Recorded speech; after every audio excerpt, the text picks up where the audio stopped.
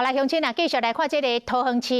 卫生局昨下晡紧急来大消毒，讲就是因为这个卫生局有3个疫调的人员疑似出现着发烧等等的症状，随后真侪人真惊讲，卫生局出面来说明，讲确实有3个疫调的同仁出现着症状，一个人发烧，2个人落痧，也毋过经过2届的采检，拢是阴性，拢无遇到病毒。为着保险的起见，卫生局才来全面消毒，请大家毋免担心。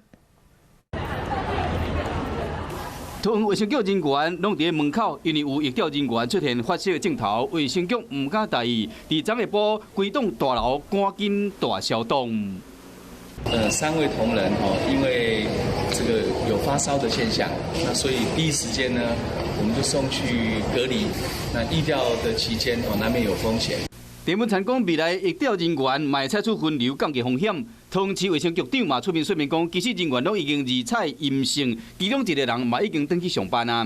对这个环境的接触，我们也框进来，所以我们是扩大框了1位居隔的单子，他没有症状，那也采检2次都阴性。那另外有1位他有其他的疾病发烧，那我们也紧张，也给他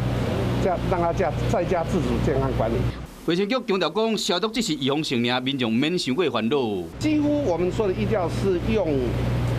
电话、用视讯，那偶尔会到病房或者是医院的地方，但是也是用电话，不会直接接触。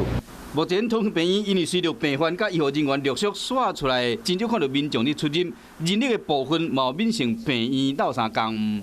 我们全力来做支援，无论是在门诊、住院、在急诊，甚至在采检的部分，我们全力在支援。部桃目前正在医护人员在隔离的，请他们放心。